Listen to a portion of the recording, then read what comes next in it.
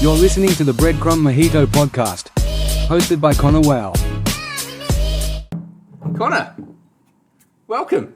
Lovely to meet But, thank you very much for giving us a portion of your Saturday. Oh man, no worries at all. Work later on, I guess. Yeah, it is what it is. We were sitting here just, organising Building shit. furniture. yeah, moving things around. We did a lot of heavy lifting out in the back. Oh, good. But they've got a wedding party of 80 people coming in using the space tonight.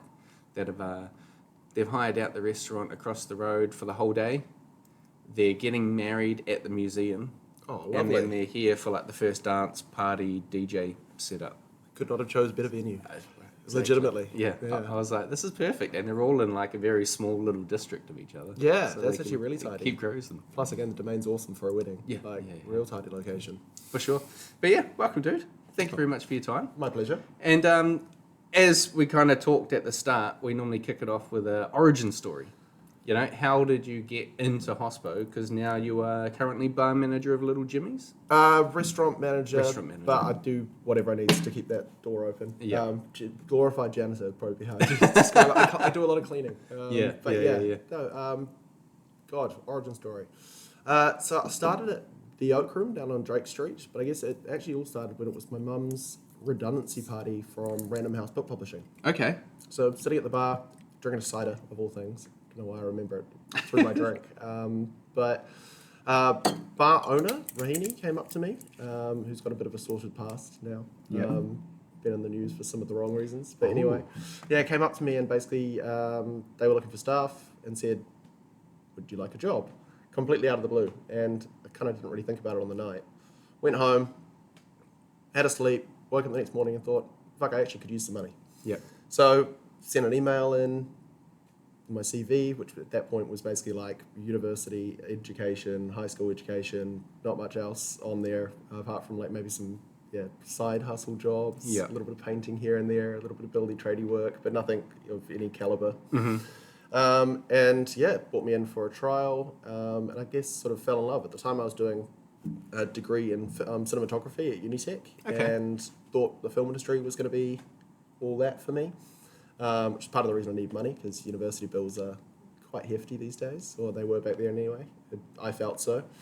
So then did a trial, started doing a couple of shifts there, and realised I was enjoying hospitality more than I was enjoying doing my degree. And also it was a lot more, financially beneficial. So definitely sort of started to lean more and more towards that. Ended up getting my degree and decided that it was not the industry I wanted to be in. Waste of money. Yeah, correct. Yeah, 100%. Yeah, my mother loved that when I told her, I don't think I want to be pursuing film anymore. Then started full-time hospitality. So it was mainly sort of like a functions venue, but it did do sort of day-to-day service. But mostly, bread and butter was from those sort of larger 21st birthday parties, weddings, that kind of thing. Yeah. But it was a really nice sort of kickstart into the industry because it taught me a lot of the basics. Corey Stevens was the sort of bar manager, but he was also owner-operator as well. He's her husband. Taught me a lot of those sort of like basic fundamentals and really inspired me to enjoy the industry. Mm-hmm. So, that was my sort of starting point. And then I sort of left there on a bit of some shaky grounds because they were doing some interesting things with some stuff. I won't go into it. Okay, yeah. But old school hospo. Yeah. Things were a little looser back then. They definitely were, that's for sure. So ended up moving to Nourish Group, and I was down at Crab Shack. It's actually where I first met Danny Shai. When he was fresh off the boat from the UK for the second time when he came back. Then from then sort of worked my way into a few different spots and just kind of bounced around. Yeah. I haven't written a CV since that first CV, ironically. It's just been different people sort of offering me jobs. And so what's that, like 12 years now? God, it must be more. I would have been 17 when I started, so that would be... 13 years. Yeah, 13 years. Yeah. Love it. That's great. Cheers to that. Oh, cheers. We've got a pineapple chili margarita by First Class Cocktails.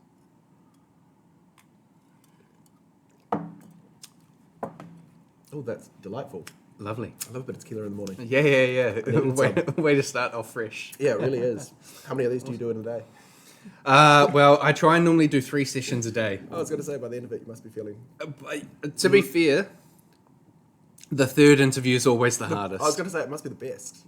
Well, It is, but it's harder for me to like lock in and Lock in, concentrate. yeah. Like sometimes I feel myself like getting a little bit like off of my own world. Yeah, fair. And I'm like, no, I've got to focus on the person. stay locked in. And I mean, even without the booze, No, it still would be doing 6 hours of like staying locked in, conversating with someone. remembering the points of topic, not Yeah. the ones from the first interview to bring up on the third one. Yeah. There's been a couple of shaky moments where thankfully it hasn't come across in the podcast. Yeah. But there's been moments that I've noticed myself halfway through, and I'm like, wake up, pay fucking attention. You know, I was going to be like, you get to interview 3 and you're like, so the Oak Room. And you're like, no, that was Conor. Yeah. But yeah, like, there's been a couple that I try and have 1 cocktail per, but like, there's 5 cocktails in a bottle, and we might get rid of a bottle. Yeah. And I'm like, okay, well, I'm at least 2.5 deep. And yeah, it starts getting a little bit woozy. Do you know Fab, the cocktail guy? Name rings so many bells. Okay. Moustache? Yeah. Do you know him? Absolutely. Yeah. He's great, but he like rocked in, and the first thing he did was like pulled out a bottle of tequila and some shot glasses, and we like sipped on tequila to start with. Then we had a Banoffee old fashioned, and then he pulled out a couple of beers. If and we I had a had couple known, of I would have beers. bought some bourbon. Oh, hey, next time. Yeah, absolutely. My kind of goal with the podcast was I wanted to do 52 weeks Yep. of a different guest every week. Cool. Just to kind of prove to myself that I could get a different guest and fill a whole year. I mean, you've got an entire supply list of people you drop off ice to, Yeah, so it's a nice little way to tick off people to get into. It is. And once I got that, I'm like, cool, now I can have like return people come on and catch ups with different people, and then I kind of want to let it just take its own course naturally. Yeah, and like if it means it turns into something where I get on the piss more regularly with people and it gets a little bit looser, that's okay. But then I can also, I had a physicist on here, Kieran Finity, and that like I didn't drink too much. Yeah, of course. Yeah. And I was locked in, and we were learning about fucking black holes and dimensions and all that sort of shit. Oh, that would fascinate me. That was really great. cool. That was good. It's a long one too. 2.5 hours, I think we went for on that one. And so It's a long time to talk about physics. yeah, it's a long time. I feel noticed so much that would just go over my head. Yeah. I never felt more dumb in my life. Yeah. And Can relate. and it's like little things that I already do know because I was in such a learning mindset talking to him. That part of my brain shut off. And so I was like a kindergartner again. And I remember asking questions that I already knew the answers to. And then halfway through his answer being like, I already know that.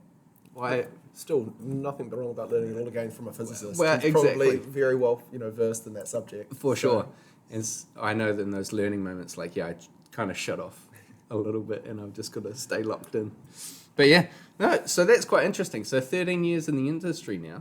Yeah, and I sort of got into a stint of sort of opening new venues. So from there, I went and opened Giraffe under Simon Galt, which was really interesting. It was the first sort of venue that I'd opened from the start. And then Parasol and Swing, sort of a year after that, I sort of got into the hype of opening new and like exciting projects. So And you helped open Parasol. Yeah. Actually, part of the reason I really wanted to do that was I'd worked with Danny previously in Nourish Group and like really enjoyed doing so. Yeah. Saw he was getting involved in the project, and then got in contact with Jason Montreal, had an interview with him, and yeah, very much never looked back. It was probably one of the funnest like early hospital experiences I'd had, which is then why I signed up to do Broken Lantern and ACS again with Adam and Jason, the whole team. Yeah, so it was a very interesting learning curve. I think opening venues, you see a lot of stuff back of house you wouldn't necessarily get the opportunity to even look at if the venue sort of already exists and it's already got systems and structure, and like it gives you a really different view into how to sort of do that yourself, which I guess is the ultimate goal of most people in this industry, right? Get to owning something of your own. Yeah. Perfect example is this. Yeah, exactly. Panacea is a great spot, and you can definitely see how Danny's just learnt over the years of how to do something. Oh, I also think he's quite the handyman, that's for sure. Is. Yeah. He's fucking oath he is. Every time I come up, he's got a drill in his hand. Yeah. Working on something. More of a builder than a bartender these days, I'd say. But it's fantastic. This is the perfect environment to... In fact, actually, watching this place get built has been another very interesting learning curve. Have you watched it right from the start? Yeah, I've seen little bits as it sort of built up. Like obviously it was that first little space, and I sort of came in a couple of times and they were in development, and then watching them expand to this, it's just like holy shit. Yeah. Yeah, big project. Oh, and I assume there'll be something else up Danny's sleeve. It's Danny. Yeah. There's always something. Schemes, you know? Yeah, there's always something happening, something changing, something turning. Always. You can see his brain moving. Yeah. Consistently. Yeah, for sure. Love it. So, I'm thinking about like sort of your start to then in Parasol, and then moving on. Been involved in a lot of. Does the back of house stuff interest you more than the bartender side of it? And what sort of where did you find the interest in cocktails as opposed to like beer and wine service? Oh, I You love do a beer lot and of great cocktails. I love beer and wine service as well. I always get asked the question, like, what's your favourite drink? And I always say I drink beer, wine, and spirits. Yeah. To be honest, unless I'm going out, I don't make a lot of cocktails at home for myself. Yeah. Unless it's like cocktail list development. But I think I've just always been really interested in actually food, to be honest, and flavours. And like, I'm generally just really interested in hospitality as an industry. I don't know where the niche of sort of doing cocktails comes from, because I think partly maybe the tattoos that I got, but a lot of them are food related and a whole lot of different venue related. Yeah. I actually say I get them for significant moments rather than like say specifically for cocktail bars. Okay, yeah. But I think there's probably been a bit of a focus in working in cocktail bars, especially like Parasol, ACS, Broken Lands, and all sort of known for that style of service and being more cocktail focused than say wine or beer. But I love all three. Really interested in winemaking, really interested in distillation and spirits. Absolutely fascinated in brewing as well. Done a lot of home brewing myself. Done distilling myself. Like no good results, but I'm interested in it. Practice. Yeah, 100%. And I don't have enough time to really perfect it, unfortunately. And then now I'm in an oddly administrative role. So most of my days invoices, admin, rosters, ordering, talking to suppliers like yourself. And I do a lot of cocktail list development between Coconut and Little Jimmy's, but more just as a side project. Yeah. And I guess that's again because people have seen I have some interest in it and then have sort of pushed me towards it. Yeah. But I do love doing it. But I think the thing that I'm really passionate about in this industry is probably people. Yeah. I love working with my team. I love like the people I generally work with. It's actually a reason I get a lot of the tattoos that I have is for significant people at moments in my life. Nice. And like I really love customer interaction as well. I have an annoying habit of making friends with customers. Many have either followed me through venues. A couple of really good examples like Thomas and Suzanne, who have literally like stalked me to Little Jimmy's, and it's their words, not mine. They consistently tell people we've literally stalked Conor. They found that out through a co-worker of mine who worked down at Good Luck Coconut. They didn't even know I'd joined the company of there. Just being like, hey, where does Conor work now? And then I've gone on like holidays with them and seriously, and I've got a whole load of those. Like it was last night, literally, and two regulars who walked in and it's like, oh, do you guys have a booking tonight? And they're like, no, it's you, Conor. You're always going to find us a table. Yeah. And I was like, shit, I've kind of got myself into this. Like, I guess I get into I'm probably a bit of a storyteller, but I get Go hard. I probably get into odd relationships because I am quite an open person, and I also am quite interested in what's going on in other people's lives. Yeah. And so if you give an ear to listen to, people start to spill everything. The beans, yeah. Yeah, and then I guess they start to feel comfortable, and then if that happens 6 or 7 times, then they start to feel familiar, and then I get into this weird situation. I've got a whole lot of friends, and I don't even know how I've made necessarily all these connections because I've forgotten the first interaction I've had. They're just another person I've now gotten to know well, and I would count them as friends as well. Yeah. So, but I guess that's my favorite part of the industry. Yeah, you get to meet weird and wonderful people, and have experiences that are sometimes surreal, but at the end of the day, like it's a lovely way to make connections. For sure. And I mean, that is the embodiment of what hospitality is, right? I think so, for me personally. And I love like the processes of making cocktails. I love the process of making wine, beer, and spirits. But at the end of the day, like I always say, the best drink you're going to have is in good company. Yeah. It's never, the most expensive. It's never the most premium products. I think environment definitely plays a massive faculty to that as well. Comfortable environment makes people comfortable to be themselves. But if you're with friends, like you can have a cheap bottle of vino and it's a fantastic. Yeah. Same Talk as for 5 hours and yeah. talk shit. Yeah. And the best meal you've had is the one cooked for you probably by your, wife, fiance, girlfriend, in a special moment because they cooked your favourite meal. It doesn't matter they burnt the bottom of it. You know what I mean? Yeah. So, and it's just macaroni with some cut up sausages or something. 100%, but they made it at the right time for you when you needed that comfort, and they were there to listen, you know? And I guess I try to always take that into account when I'm also making, lists or, cocktails, wine, beer, anything, and just take in, like, it's not always necessarily about the product, it's also just making people feel comfortable in ordering it, and comfortable in the way that you serve it, and then comfortable in the way you talk about it. Yeah. And it doesn't always have to be all hype. It can just be a little bit more human. So I totally agree with that whole assessment. I've always sort of seen, like, bartending, chefing, being a host or a waiter, that is a craft that takes years to sort of just know the recipes, how to work with ingredients and things like that. But hospitality is the engagement with the customer.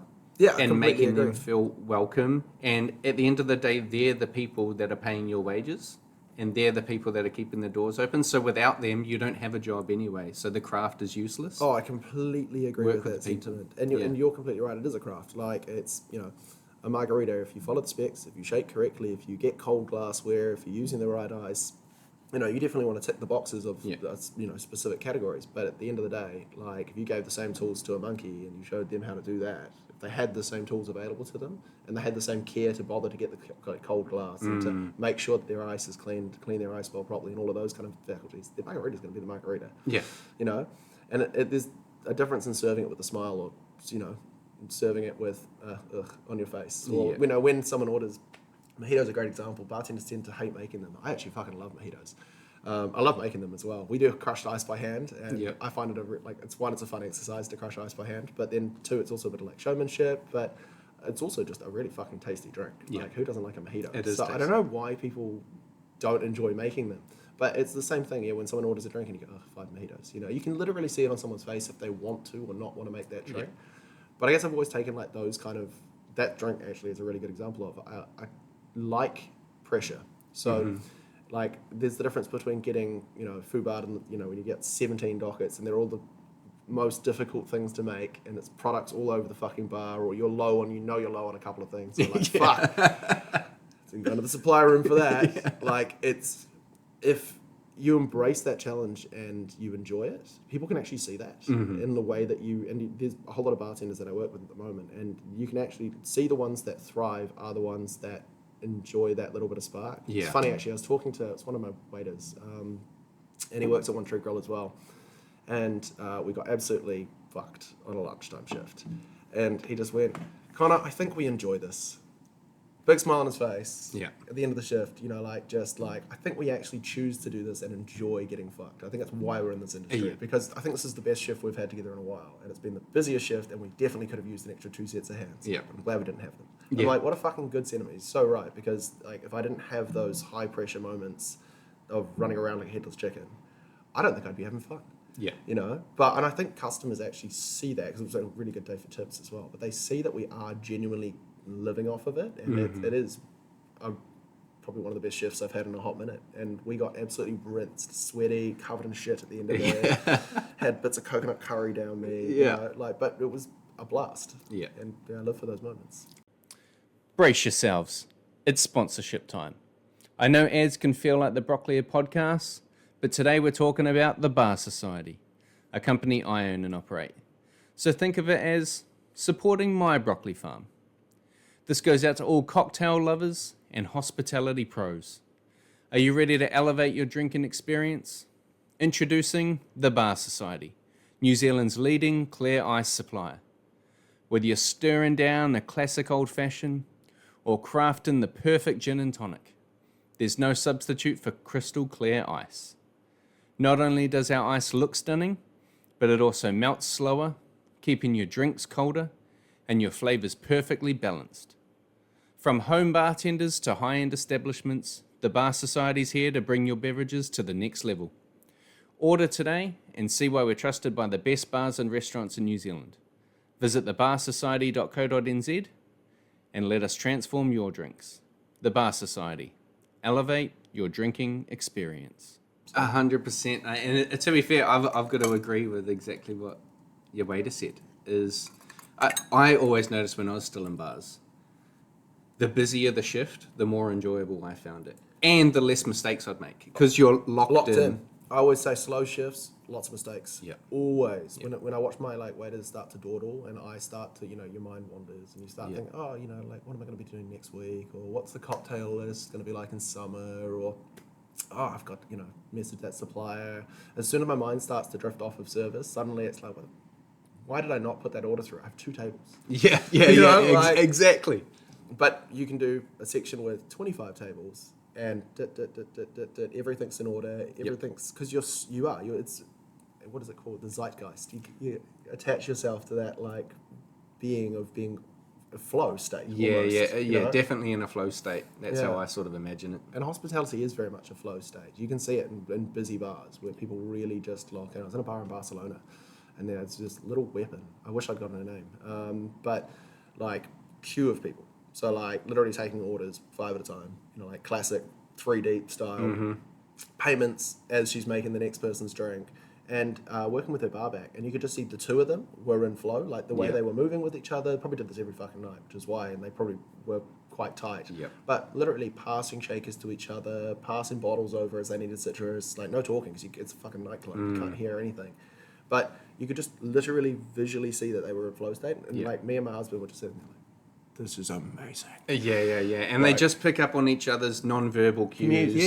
Their, the peripheral vision is there, and it's just passing citrus, one of them picks up a lime juice and it's nearly out, and the other's cool, I'm closer to the full one, I'll just pass it over without them having to ask. Those little sort of things. I find it takes a couple of years. So I've had it with a few bartenders, and it is so awesome when you get into that state.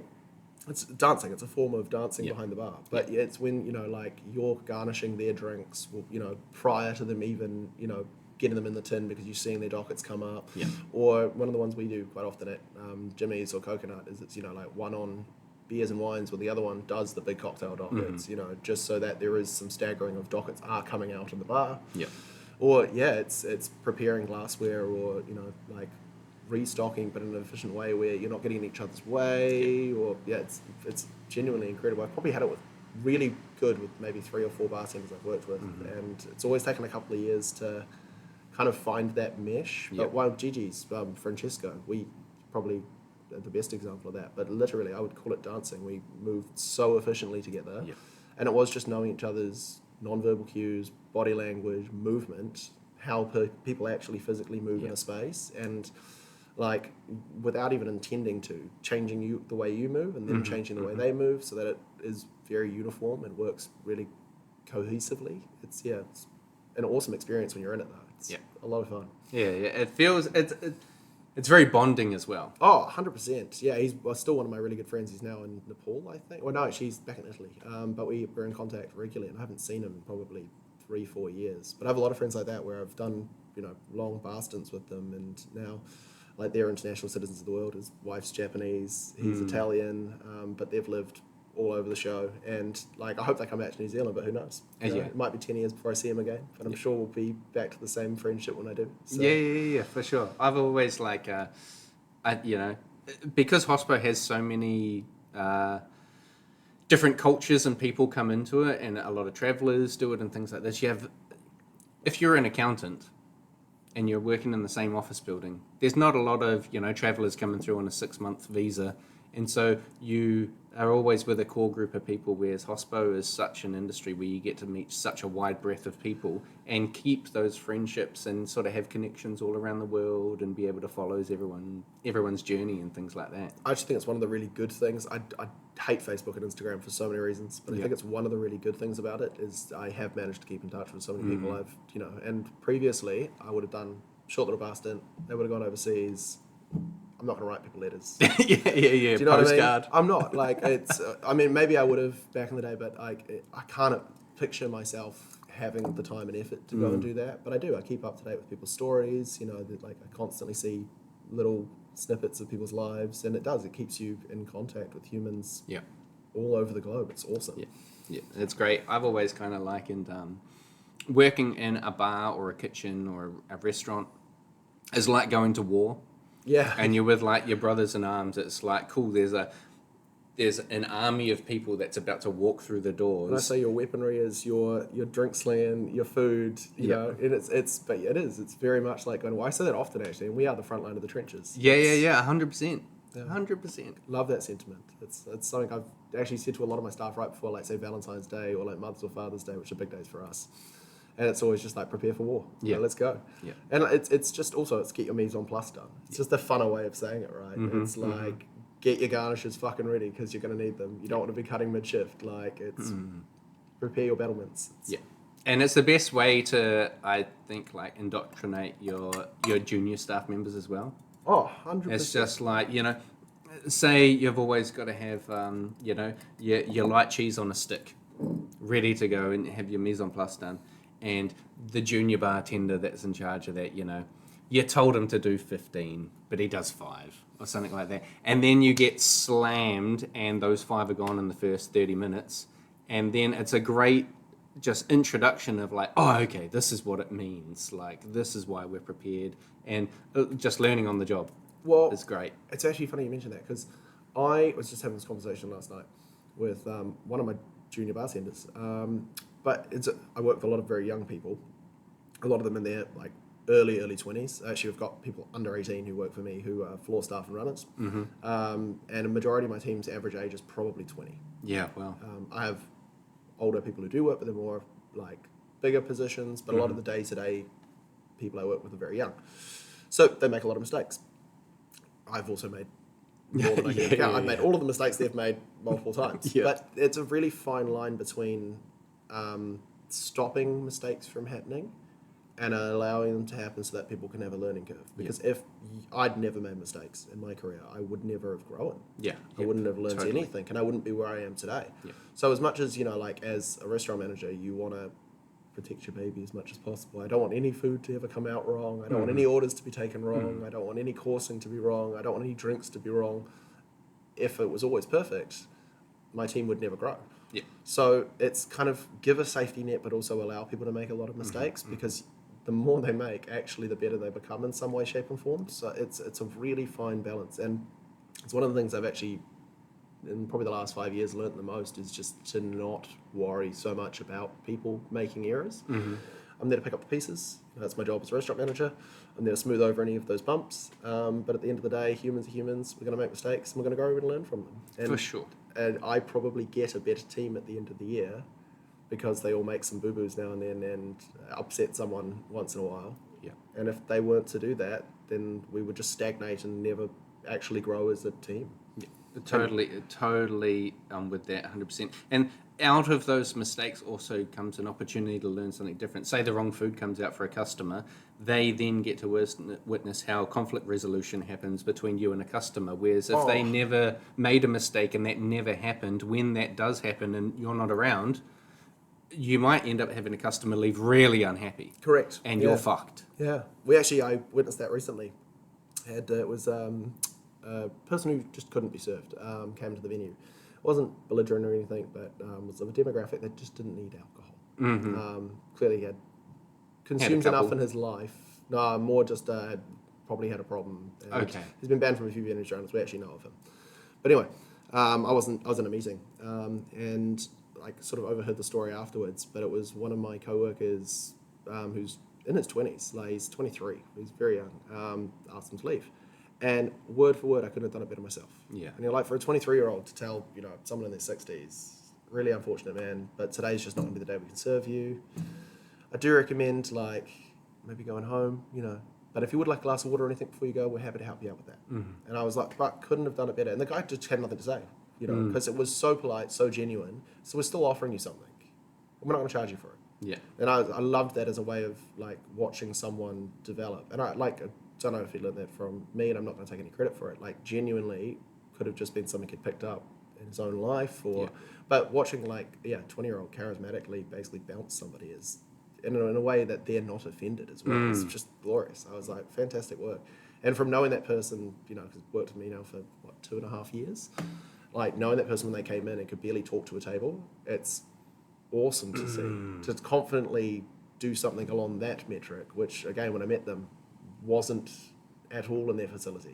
Again, offering a customer water was a struggle. So Yeah. and watching that growth in people is just fantastic. Yeah, It's very genuinely- rewarding. Yeah, it is. Yeah, and again, I take no credit. Like it's 100% their own work that Yeah. they're doing to themselves. And actually, this person's gone through a hell of a year. So like, very rewarding to see them have little wins. Mm-hmm. Yeah, you gotta, you know, I think to be fair, like hearing that and not knowing the person that you're talking about, having a rough year makes it sometimes a little bit easier to grow. Like the harder things are, the more room for growth there is. Yeah, And I would so agree. if life is always easy and you only make little mistakes every now and again, you don't learn as much It's true. from those little things. And so always having the pressure and having to sort of rise yourself to the occasion is like when there was a line that I heard from like an FBI negotiator, and he said, when times are tough, you always fall to your highest level of preparation. Love that. I just like it's so on, like, and it's exactly what we're talking about when you're in a busy service and things are mental and you're short staff and you just got to hammer down. That's that flow state. You fall to your highest level of preparation because you have to be locked in. You have to perform, And again, sometimes that's where you perform the best. Exactly. I completely agree. And sometimes it breaks people. I always remind myself, and I've probably said this to myself 1,000 times this year, but pressure makes diamonds. Yeah. So whenever I'm like feeling crunch, I'm like, actually, this is the moment you need to embrace because this is what's going to make greatness later. And it doesn't necessarily have to be, like anything monumental. It can just be little wins, right? Yeah.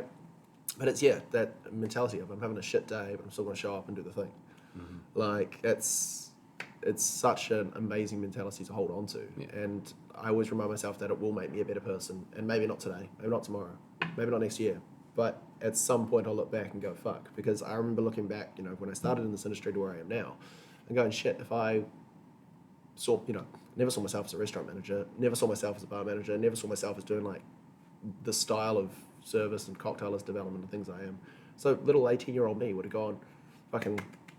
And sometimes you forget that when you're in the moment, and you need to look back and just go, shit, actually, if 18-year-old me saw me now, it'd be going, pretty fucking well done. Yeah. I would never have expected to be married at 30, buying a house, in a very stable job for people who I genuinely love to work for.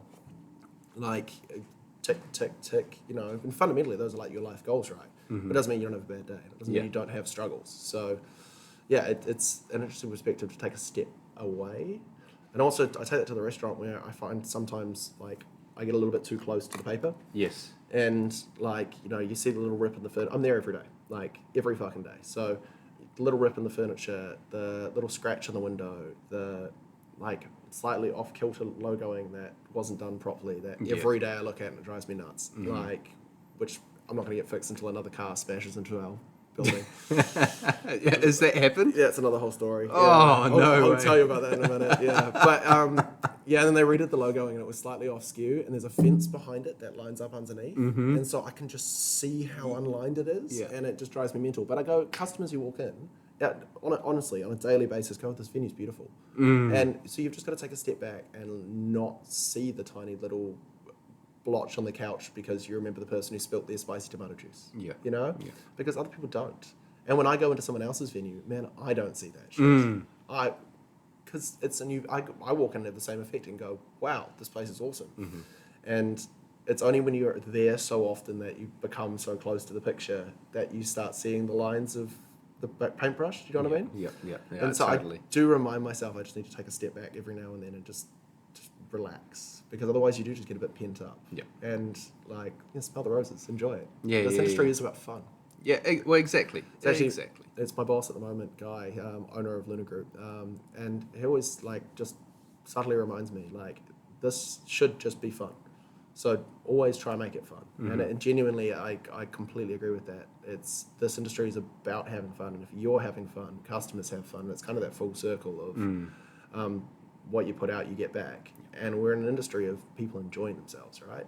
So if you're taking it too seriously, like, all you're going to get back is people, microscope looking at everything that you're doing, and basically it stops becoming hospitable. Yeah. I was going to say it's... You suck the fun out of it. It was one of my favourite lines because everyone always gets upset with the term mixologist or bartender or restaurant manager or, you know... And, like, I really don't like titles because, like I said, I wear many hats. Like, I clean lots of toilets. So, like...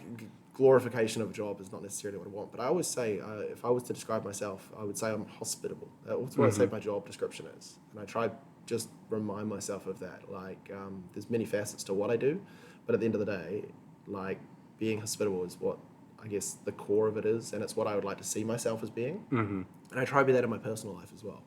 You know, when people ask me to do things that aren't for profit or help a friend move, or I've always tried my best to say yes and or facilitate at least the time I can make that happen. And I just think that's the core of this industry, right? It's just being hospitable to people. Yeah. So I think it's one of the beautiful things as well. It creates such an awesome community. Totally. I'm totally 100% in agreement with that.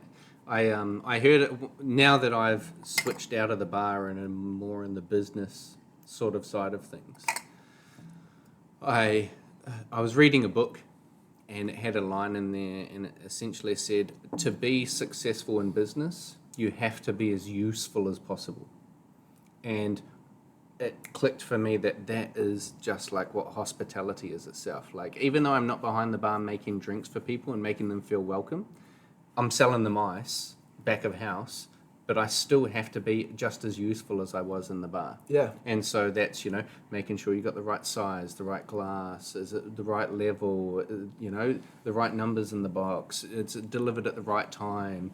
Anything to make it easier for you, and we do the heavy lifting, makes us useful. Well, I was going to say, one, I've made ice myself. It's a fucking pain in the ass. So you're doing God's work. Two, I think you've probably lifted New Zealand's cocktail game. As someone who, I guess this is the bartender and me speaking, but ice is like king. Like, quality ice is one of the hardest things to really well maintain. And it's something that is so time, consuming. That to do it yourself is just such a labor of love. And from doing it, I've never worked in a bar that has consistently managed to keep up a flow of doing it. But you've probably lifted New Zealand's cocktail game quite considerably in the sense where, no, it's genuinely, because it's something that is so overlooked by so many people, but it has such an effect to the end result of a drink. It's probably the biggest thing I would say to why I don't, one, drink any of my spirits at home on ice. To two, make cocktails at home, because you can taste fridge. It's a legitimate taste, and once you know it's there, it ruins every fucking drink. No matter how fresh your lime is, no matter how good quality your tequila is, no matter how well you've looked after all your spirits, all your ingredients, how fresh your mise en place is, everything. Then you put fucked ice in, and the entire drink just tastes like the inside of a fridge or whatever else you've kept in that fridge, and it's so fucking noticeable. And it's an amazing effect. And in fact, actually, just for us personally, it's really lifted our cocktail game in the sense where so many guests go like, "Holy shit!" When it's just presentation versus also flavor profile. It's ticks both boxes amazingly. So no, kudos. Thank you very, very much. That is almost speechless. Oh, thank you. That means a lot. And I don't mean to blow smoke up your ass. It's genuinely something that I wouldn't have been able to pursue in our bar to the level that we do now. And it's a very low cost in comparison to the effect that it has on not only customer service, but the actual drinks themselves. So, it makes whiskey fucking sing in a way that, again, I wouldn't have drank it over ice at home. So, no, that's a little splash of water. Thank you very much. I mean, what you've just described is essentially exactly what I said I wanted to do when we started the business. Our tagline is elevate the drinking experience. And that was just my goal. I just wanted to do something that was very simple, that could just help every bar that we touched be at one level up, and in terms of presentation, customer feedback, quality, not bastardizing the craft that's gone into it. And that's thank you very much. That's I feel like you saying that we've actually succeeded in doing what we set out to do. Oh no, you the very very much first day. have, and it is. Man, you say it's something quite simple, but actually it's a lot more complicated to make the product you are than I think people have a lot of awareness of. Yeah. Like, I mean, man, the amount of freezers you must actually have or space. Yeah. Must be It's mental. out the gate. Like our just our walk-in freezer alone is 26 square meters. We're producing 4 tons of clear ice. And then people a are going to week. think you're actually probably throwing away quite a lot of ice because there's a level of impurities you're having to cut off. There's Yeah. Not only just that, there's the electrical bill of keeping the shit all cold. That's a there's lot. the boxes you're sending out to people. Speaking of which, you need to come pick up yours because I will recycle them to you. Cool. I have every Happy box. days. I can pick them up when I do the next delivery. Yeah, please just remind whoever's there, they know where they are. But again, all of those things are just little costs, little things to think about. Travel time from like Hamilton to here, Jesus, that must cost you a pretty penny. I'm in Auckland 3 days a week. It's a lot of driving on that expressway. Imagine. Do you like the 110? Oh god. The 110's good, but because I'm in the delivery truck, I'm limited to 90, or I get a ticket. I was gonna say I hate the 110. I think everyone should just go a little bit slower. Everyone should just arrive safely at their destination. Yeah, well, I'm with you on that. Like I sit at my 90. I'd love someone to do the math, but I reckon that 10Ks gets you maybe 5 minutes faster than Auckland in the entire run. But I reckon that probably ups the risk. I'm not saying there's any extra crashes, but like ups the risk factor if you do crash by like a considerable amount. Yeah. I watched this. It was this physics documentary, but that was talking about car crashes and like how it was done in miles, which is such a pain in the ass. Everything's American, but it was like the difference of 5 miles, which I think is around about 10Ks, and how much basically on a 1 to 100 miles difference that makes in damage to the body in a car crash, and it gets exponential. So it's like 5%, 25%, 50%, 100%, 200%, like every 5, and it's gnarly to see the survival rate of people. And I'm like, man, that 5 minutes just ain't worth it. So just slow down. It's okay. We don't have to be so fast paced. It's actually one of the things I really don't. That's why I said Facebook and Instagram. Like, love them, amazing connection tool. But I think it's just speeding everybody up a little bit too much. And I think we all just need to slow down just a little bit in life. Like, there's no rush. Yeah. We're not trying to get to the finish line. In fact, the finish line's not great, if you've heard. It's pretty final. Yeah. So, let's just pace it out. Take it slow. Actually, I've definitely fallen into that trap quite a few times in my life. But another thing just to remind myself just to slow down and enjoy what you're doing at the moment. There's no rush to get to any finish line. There is no finish line, in fact. And the only one is very finite. So there is no rush to get there. Yeah. Just enjoy what you're doing and take your time. It's funny you say that because my business partners, when I met them and they got involved in the Bar Society, they just pretty much said, I was like, well, they asked me what goals I had. I was like, I want to be at this money level, this money level, at this money level, all, within these time periods. And Mike was just like, don't worry about it. Yeah. He was like, it takes 10 years to build a business anyway. So just, slow and steady wins the race. I completely agree with his fundamental. And also, why put these unnecessary brackets finish lines or brackets? Yeah, you're going to get to that finish line and then decide, it's the ongoing goal. You're going to make $1 million and want to make 10 next. You're never going to feel success. If that's your metric to happiness, you're never going to feel it. You're always going to want more. So, I try to just always remind myself, again, 18-year-old me would be really proud. So, why am I worried about 30-year-old me? It's fine. Just chill. I totally agree. I think over time, my outlook has adjusted to really just enjoy what I do. Well, it's funny because 18-year-old me is the one thing that I would have wished that I'd have at this point in my life. It'd be to own a bar. I know so many fucking bar owners. Man, their hairlines are receding and they're all going grey.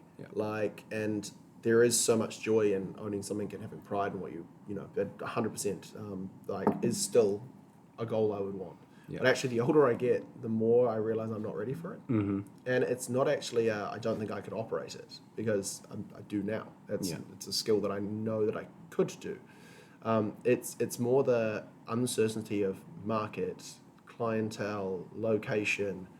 Man, look at so many bars, Northern Line, where lots of locals, really popular, but for 5 years they just had a construction site around that was completely out of their control. Man, I imagine that, literally did put sweat on the owners. You know, Craig was probably there going, Jesus, like, how am I going to get through this hill? That's not even something that he could have ever Anticipated. Anticipate. Well, even if he'd had known the effect or how long that was going to be dragged out for. Yeah. So, you know, like, there's so many. COVID, another one, you know. How many bar owners thought we'd be closed for essentially 2 years? Yeah.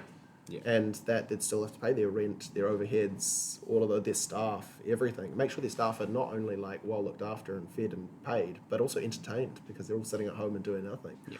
You know, like, how many bar managers thought be organising podcasts of game nights? Yeah. While they're losing money left, right, and centre. It's, you know, or suddenly doing takeaways when your business was never set up to do so, and that was never your dream or orientation of what you wanted to do. Yeah. So, like, I think the older I get, the more I realise I'm definitely not ready yet. But again, it's still on the cards, and I still like to do it in the future. It's a good adventure. Like, I had the exact same mindset. When I was 18 and working in bars, I was like, fuck yeah, I can't wait to open my own bar and have my own place. And I've done that now. And like my soon-to-be wife, Amanda, and I, we had a bar on Ponsonby Road. And we just, you know, kind of went in with blinders on. Didn't really think about how much travel I'd have to do back and forth from Hamilton to then have a bar on Ponsonby Road. And it lasted 3-4 months before we shut it down. And what bar was it? So we brought Clipper. Oh, yeah. We turned it into first class cocktails. Yep. And we were a cocktail bottle shop. Yep. And so we had like Mikey Ball's Ball and Drinks creative cocktails in there. We had Panacea's drinks in there. We had our own range. We had Black Pineapple Stuff, JMR cocktails. And that was kind of going to be our thing. And the week that we signed the paperwork and took it over, we found out we were pregnant with our first child. Whoa. And so Amanda was pregnant, painting the walls and sleeping on the couch. And I was running the bar society down in Hamilton. Sweating. It was rough. Oh, I can imagine. It just, the whole, and you know, to be fair, we've only just sold first class cocktails in like the last month.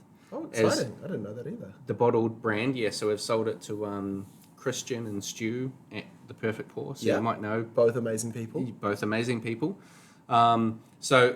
We've sold it to them. I purely didn't have the time to work on it anymore. Amanda's, you know, part-time working, part-time dealing with a child. It was just a little too much. And so we had to kind of take a step back. But I thought owning a bar would be great. And then having done it, I was like, this is not something I want to do ever again. I enjoy what I do now, making ice, running the bar society. Also, you can still be a part of this community. It's one of the beautiful things about, you don't, like, it's funny, ownership of something it's such a weird term, right? Because the person who operates Luna Group actually doesn't have anything to do with the day-to-day trade of the things that I love in the industry anyway. Yeah. He spends most of his time trying to make sure his bills are paid, his staff are paid, you know, his insurance is paid, his power bills are paid. Your problems are completely different to what they actually are in the bar. Where, like, the enjoyment I get out of this industry is actually customer interaction, which I bet you Danny says he doesn't do enough of that and does so much of owner operating. And it's actually the lower tier staff. Actually, I think it was Danny who said this to me last time he was in Jimmy's. I'm almost certain it was. That he was like, be the second in charge. You know, you have responsibilities and you have care and ownership over a venue, right? But you don't have all the pressure. Yeah. And so you get to enjoy. Yeah. You know, but again, in saying that, I think he actually loves pressure. And I think I think he does too. A little bit of a sadistic side of all of us. That, like, I think if we alleviated all of our stresses, we'd all just be bored as fuck. Yeah, for sure. Well, that's part of the reason why I've kept doing the deliveries for the past. Yeah. Oh, please, thank you. The reason why I've done the deliveries every Tuesday and Friday for the last 5 years is because if I didn't, I would just sit in my office doing paperwork and invoices and emails. And making sure the insurance is paid, making sure we got new uniforms on the way, everything like that. That a whole day of driving in the truck and popping in and having a conversation with every single one of my clients. I wouldn't, that is my behind the bar customer interaction. Well, that is my favourite part. You must actually get so much joy in that, in the sense where hospitality people are some of the best customers. I love when hospital people come in. they're always up for a good time. Yep. Always really friendly, always super chatty. Yep. They've already got sort of that work Yes. mode they can snap into. And like, again, they actually just appreciate being served because I guess they do it so much. Yes. So that it's super easy. Yeah. But yeah, I love when friendly faces pop through the bar. Or in fact, even not. When someone just says they work somewhere, I'm always interested. Where do you work? What do you like about it? You know, oh, shit, I haven't been there. I should go check that out. Yeah, and yeah, then yeah. next time you go, you get really well looked after. It's awesome. Yeah, 100%. And you speak the same language. And so there's less of a communication barrier. You can already relate. There's a little bit of common ground there. It's easy to connect with hospo people. One of my favourite things actually is my husband, who's from Slovakia. When we started dating, fresh face in New Zealand, didn't really know a lot of people, especially in the industry. He's we're both workaholics, so was quite focused just on doing well where he was, rather than sort of interacting with the larger community. I used to get really annoyed with everywhere we'd go. Someone would be like, oh shit, Conor, and we'd always get into a conversation. I hadn't seen that person in 2 years or 3 years, and it was like, oh shit, I'm so sorry, but I have to just say hi, because otherwise I'm never going to see this person for the next 3 years. And so we'd kind of dominate parts of our dates. And now, because he's been in the industry for, now 6 years, something like that? 6 years, I would say. He's been in the industry for a long bit in New Zealand's hospitality circle. Now he's got more people who come and be like, oh shit, Peter. You know, we were in Maison Veron the other day, and like, two of the fucking reps come up to him and ends up an hour conversation. I'm like, I'm here to pick up a bottle of wine. And then some charcuterie, and we're supposed to be going on a date. Yeah. But like, I love that like polar switch of like, now we're both in that kind of mindset. He's doing the same thing. Oh, sorry, I just need to catch up with this person for a minute because I haven't seen them in a while. Yeah. And it's beautiful. It's awesome. Yeah, Amanda and I have the exact same problem. She's not hospo based. She's always been sort of like office admin marketing sort of stuff. And whenever we go on a date, which to be fair, unfortunately, is not often as she would like. Same, I forced my husband to take me on one the other day. I went, it's been too long. It gets like that all the time. And I find that we, just because of the product that we sell, we work with the top tier of the industry because they're the people that focus on the small details like this. But it makes it harder to go to those restaurants and bars as a customer on a date night because I'm bound to end up chatting work with someone. So we have to go to, 2 or 3 tier down, sort of more casual venues, or we'll go do like a mini golf or something like that. We get to do some fun things, but I have to avoid people that I see on my wife work. will love it. Driving range. Okay, yeah. Cheap. Yep. Hour. Yep. Great exercise. Yep. You'll feel it the next morning. Yeah. It's a decent workout. And real fun. 100 balls, $15. Yeah. Just take an hour. That's I love that. And I'm not even a golfer. I have no interest in golf whatsoever. I'm terrible. Half of them don't even make it off of the green. Half of them go into the ditch. But the one you hit really nicely, it's just this lovely freeing feeling. Yeah. Plus, great, you can queue up they've got screens that like show you basically the statistics of how far you're shooting, how accurate. Yep. But you can make a game out of it. Yeah. Beers. Yeah. I'm all about that. To be fair, I watched. I think I saw you on a video of Healthy Hospo at the driving range. Oh, probably doing terribly. Yeah. That would have been me. I thought I saw you come up on it as I was watching it, and my partner Amanda, she used to work at a 5-star golf resort over in London, sort of UK area. Poor form. Well, she sold her set of golf clubs, and she was like, "I never fucking play. I'm not interested in it. I just had it because I worked there, and we got them cheap, and etc."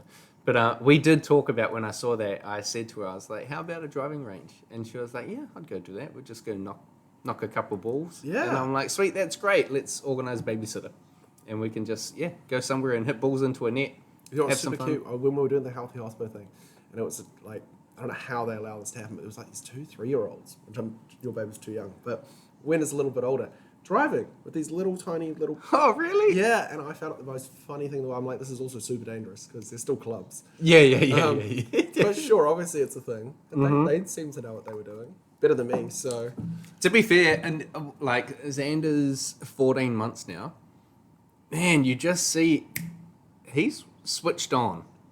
Like you think of them, they're babies. They don't really know anything. They're still figuring out how to walk, and it looks like they're drunk, you know. But Amanda came to the office the other day, and he comes up and he's like looking on the table, and he points to a pen. I'm like, okay, here's a pen. And then he hops down and he goes over to the shelf and he opens up one of my notebooks and he turns it to a page with nothing on it. And then just starts scribbling. And then goes to the window and starts scribbling. And I was just like, he hasn't figured out how to draw anything yet. But just to have the whereabouts at someone just over 1 to be like, I need the pen. And I don't want to draw on a page that already has something on it. Yeah, I'm too fresh at art. Yeah, and I just thought, man, like I've underestimated how intelligent small children are. My nephew reprograms my oven every time he comes around. He takes 5 minutes to fuck it up. It takes me like an hour to fix it, and he just locks us out of it every time, which is hilarious because I'm pretty sure that's designed so that he can't use it, but it's the opposite way. But he disassembles and reassembles things. It's genuinely, he's only 2 at the moment, 2.5. So yeah, and like anything he can get his hands on, just wants to pull it apart and see how it works. And he'll put things back together again as well, and things that are reasonably complicated. Yeah. Like hasn't quite gotten to Lego, but I think if when he gets a little bit older, he might be one of those kind of kids who really gets into either like engineering or building or construction. It'd be fascinating to see because he just seems to be interested in mechanisms and how things work. Oh, there's a button. What does this button do? And if I push these 2 buttons together, what does that do? Yeah. And if I push these 3 buttons together, and it's just you do watch those little light bulbs start to go off in his brain. The cause and effect is starting to really can form be a in pain in the ass, but it is so interesting to watch, and it genuinely is. Obviously very intelligent. You can see that. Yep. So I'm very excited to see what happens in the future. Yeah, for sure. It's crazy watching kids go from not being able to move to just figuring things out like that. Like he figures out how to turn the TV on, and he likes dogs is his favorite thing. So we got Samsung Plus TV, and it just plays TV shows on repeat on the channel. And Caesar Milan, the dog whisperer. Yep. Favorite channel. Love it, yeah. He just puts that on and goes, dog. And he'll just stand there and watch the dogs. I would too. I mean, to be fair, Amanda and we sat down for dinner the other night and it was already late and we're like, we can't even be bothered figuring out what to watch. So we just watched The Dog Whisperer and I was like, Xander's got us into watching this, and he's won, It's genuinely a good show though. It's not bad. Quite entertaining. Yeah. We've learned some things. I was going to say, especially if you're like a dog owner or want to be dog owner, which is me, I want to be dog owner. There's a lot of things you do need to learn. It's like having a baby. You do want to make sure you know all of the things, right? Before you... There's a lot of weird... I only found out recently you can't feed babies grapes.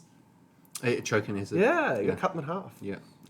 And it's just I wouldn't have. It was one of my friends who's a young mother told me, and I just wouldn't have makes sense now you've said it, but wouldn't have considered that. You're like, oh, grapes, healthy snack for a kid. Yeah. That would have been my entire thought process towards it, not like, oh shit, this is actually the exact size of their esophagus and perfect for them to choke on. Yeah. There's a lot of little things like that, or just turns out also really toxic for dogs. Oh, really? Grapes not good for dogs? Yeah, skins of them. Interesting. Yeah, weird things, But again, if you don't know those little pieces of information, because everyone knows chocolate, right? That's the thing that... But yeah, no, it was recently a friend of mine, accidentally, their dog ate a grape and had to go to the vet and get stomach pump, very dramatic. Wow. They super love their dog, so it was obviously a big moment for them. Yeah. Open the wallet. Yeah. Man, that's got to be pricey. I hope they have insurance. Yeah, I didn't ask that question. It was too sensitive a topic, I felt. But it's those little pieces of information you just need to learn. And it's actually, it's one of those ironic things that comes back to hospitality in the sense where you've got to let people make mistakes. Yeah. Because, again, there's so many little tidbits of information you'd never fucking know unless you'd balls it up in the first place or watch somebody else balls it up, which is sometimes also the best point of learning. I learn from others. It's way less painful, I can tell you. Yeah, I've had a few of those moments, just watching someone do something, all right, make sure I don't do that. Never do that again, Oh, shit, what type of dog would you get? Oh, no, me and my husband are crazy, so we're super organised, to a disgusting degree. So we've got our life planned out 20 years in advance. I love that. We have retirement already, we have money that we're putting aside every week to go into trust basically to plan for our retirement. Amazing. We've been planning for our house we just bought a house, which is quite exciting. But we've been planning for that for like the start of COVID. And we've been putting savings aside even prior to that, just to sort of get things rolling before we even decided we were going to buy a house together. But we would love to get a French bulldog and a little munchkin cat.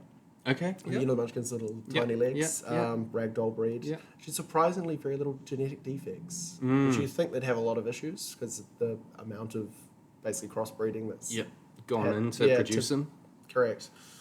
But yeah, no, those beds the two would like to have, but probably a year after we move into our house, and once we sort of figure out our schedule, because one of us will either have to be at home or take the cat or dog with us, or figure out sort of how our lives are going to rotate. Yeah, got a backyard. That'd be Yeah, right. we do. We actually got a reasonable sized backyard, and like it's all fenced in, so can let them out, and we've got a robotic vacuum cleaner. It's got And a they camera, like to so- stay at home because that's where the food is. Yeah, I was also going to say, like, apparently French bulldogs sleep like 17 hours of a day anyway, and if they've got companionship, should be all right. And the plan is to get them both at the same time and force them to be friends. Basically, you will love each other. This is going to happen. But I mean, we've got a decent sized place, so if they don't, I mean, cat can always run upstairs and hide, and I'm sure the dog will struggle to get up the stairs. So, Yeah. you know. Have you had cats and dogs before? Cats most of my life. My sister, who when she was living with me, had dogs, and I've sort of lived with dogs like through flats and that kind of thing.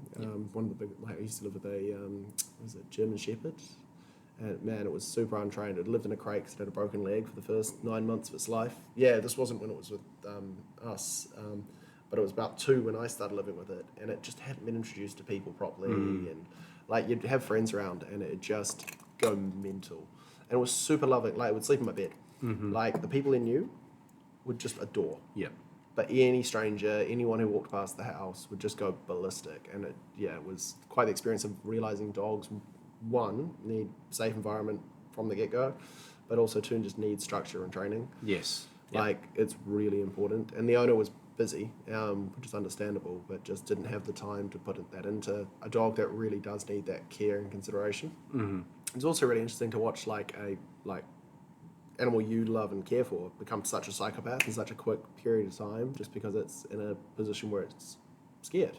Yep. It doesn't know the people, it doesn't know the environment, or any of those faculties that became like a mystery, just triggered it Yes. to be a psycho, which is actually quite an interesting thing to watch. But like even little dogs, like and you're like a pup, well, how fucking bad, or a French bulldog, how bad can it get? You're like, I'm still going to take it to puppy school. Yeah, you Still still have to introduce- learn yeah, the obedience. Still introduce it to other dogs for one. Still introduce it to other people, because you don't want that dog that you at the dog park and it just goes ballistic at everybody. You want it to be socialized. Yep. And Yep. be itself be comfortable, because actually those triggers when they go off and start barking, it's actually an insecurity in itself. It's Yep. going like, I'm not feeling okay, so therefore I'm going to show it through verbalization, because it's the only thing I have to show. I have to stand my ground somehow. Yeah. Yeah, for sure. My I came back to New Zealand in COVID and lived in Melbourne for 10 years before that. And my partner that I was with there and we had 3 cats and a black lab. And she, like, credit where it's due, man, switched on with animals. Very, very educated in terms of animals, especially dogs. And our lab was like super well trained. Obedience school, we did training like every single week for the first 2 years in terms of introduction to cats and other animals, because we had 2 cats, we brought Biggie in, and then we had another 3rd cat come in when one of them, the oldest one, died and things like this. And she taught me a great little trick of like bringing them together to make them feel comfortable with each other. You would have like a baby gate set up separating 2 rooms, and you'd hang a sheet over top of it, and you'd put their bowls on either side. And the dog can't see the cat and vice versa, but they can smell each other. And when they get really defensive and aggressive with each other, it's typically because their food is threatened. And so you get them comfortable with each other's scent while eating. And you've got the baby gate in the middle to physically keep them separated. But then as you do that over the course of a week, then you like shorten the cloth that's covering it so they can see each other. And then you eventually move the gate. And it happened. We did it for like 3-4 weeks to get them really comfortable with each other. And then it resulted in all three of, 2 cats and a dog lining up next to each other to have dinner and things like this. And then like the youngest cat and the dog would play with each other and they became friends. And the oldest one was more like, I'm already 5 years old and I'm set in my ways, so I don't really want to hang out with the dog too much, but we're okay living in the same space. Yeah, but there's no hostility. It doesn't matter if they don't need to be friends. It just matters that there's no drama inside of the household, right? They're not trying to rip each other's heads off. Yeah. No, my husband thinks I'm nuts, and so many people do, but I'm going to toilet train my cat. Yeah, to go in the toilet? Yes. Yeah. And you can. I've watched so many videos on it. I, 100% believe you can do this. So you start with, cardboard cutout. Yes. Litter tray over the top. We've got 3 bathrooms. So, I can sacrifice a bathroom for the cat. Yeah. That's fine. It even gets its own private bathroom. Well, for a bit. I'll teach it. Once it's learned one toilet, I'm sure it can work for all. Yeah. Right? And then you slowly make the cutout larger and larger. It's litter, so it's, litter tray to the toilet is the next step.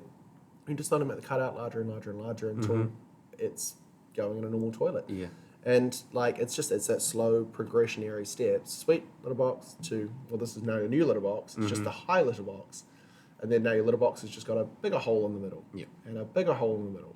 And you're getting used to, now you've got to keep your legs wider. And, flushing might be an issue, but I don't care about that. Yeah, but if all you have to do is flush it instead of scoop it all out of the litter box every day. I'd be stoked. I've never properly tested it out, so let's see when I get a cat. But do you have to put anything on the toilet seat to give them a little bit more grip? No. I've seen cats just using toilets regularly. Okay, yeah. Cool. That makes it convenient. Well, I mean, at the start, you've obviously got to give them that landing platform. Let's pretend this is a litter box for you kind of vibe. But I 100% think it is achievable. I've seen it. It is. I do not know if it's cat specific, depending on if there is an intelligence level that isn't necessarily, because I've met some cats who definitely could not be trained to do this. Yeah. Okay. But it's an interesting, concept. But I'm also going to be such a I'm bring my cat and dog to work and be that human. It's funny. I want stay-at-home cat, and that is fundamentally not a thing. Cats want to be outdoors and want to roam. Ragdoll, I might be a little bit lucky depending on what kind of cat I, personality-wise I get. But I will be the person who has it on a lead walking around my neighborhood looking like a crazy human. And my husband thinks I'm nuts, but we were walking around our neighborhood the other day and there was someone else with a cat in a lead, and I was like, it's not just me. There is somebody else who does this as well. But it's how you introduce cats to a neighborhood, right? Yes. You don't want to just let them loose. They get lost. So you do want to take them around. I've done this, I've had cats most of my young life. And that's how I would always introduce them to the neighborhood, show them what sort of their territory was, show them how to get home. So the first couple of weeks, if they want to go out, sweet, no worries, put them on lead. Yeah. And you do look nuts. But I mean, it's part of the process of indoctrinating them to their environment. Yeah, it's exactly what you said before when we were talking about hospitality. You get out what you put in. Yeah. The amount of effort you put into doing those preliminary things with your animals, the more easier it's going to deal with them later on, and the more confident and safer you feel about them being able to leave the home and come back in one piece, because that's the big fear. They leave the home and they don't come back. 100%. And that, you see those posters, and I'm you don't want to be the person putting up cat posters at 9 o'clock at night going, in tears, going, where's my animal? You do want them to have at least some security in the sense of knowing they're in a safe environment. Yeah. No, really luckily where we're about to move to, Karaka, it's really residential, bit of farmland, but there's nothing really. Newer sort of subdivision? Yeah, so Fletcher living, new builds, so cool. Everything, Legolandy-esque in the sense where they're all just the same kind of house built over and over again. But man, for a young family, highly recommend. Yeah. So now this is real interesting, and I know Healthy Hospo's doing stuff with financial advisors. sort of encouraging people, and it's something that, like, I'm a spreadsheet person, I'm a finance person, so my partner and I do this quite a lot. And it's funny you mentioned retirement. Like, we were sitting down working out numbers 2 nights ago. Like, cool, what is our expected yearly earnings wanting to be once we've retired, and how much do we have to have invested to be able to achieve that, and sort of putting together our master plan sort of thing. And so for anyone listening that has not entered that journey at all, was there a specific process that you found, or what were things that you found super interesting that you underestimated in terms of getting involved in your first house? I'll take you through my process, because Okay. it's definitely probably not normal. Okay. And I'd say mine, it's me and my husband's process, because it's a joint game, right? Mm-hmm. So we started with whiteboards. So Yeah. we have 4, actually, I'll get to another crazy story in a minute, but so we have 4 big whiteboards up in our house, like massive. And they're everything from what we want to achieve, and then breakdowns of financial needed to get there. Mm-hmm. And then sort of we've got a big pie chart on the bottom of us sort of saving goals to get to those goals, which has been really helpful, because one, it's a visual representation, but it's like whiteboard on the left is like, so sweet, to buy a house you're going to need to finish it, right? So you're going to need kitchen, lounge, bedroom,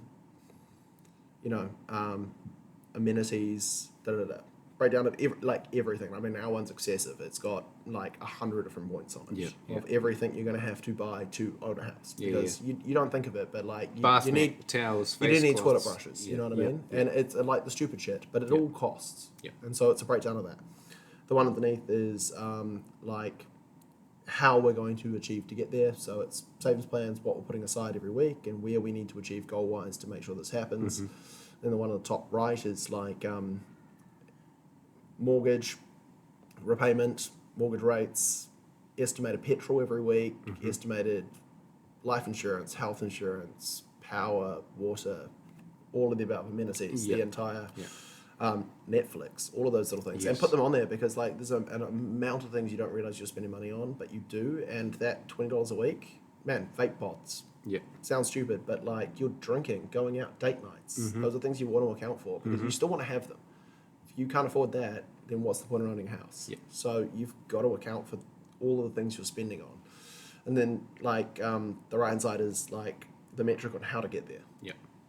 And you might not be there yet, but it's just an idea of where you need to sit. So we both need to earn this much per week or per month or per year to make these metrics work.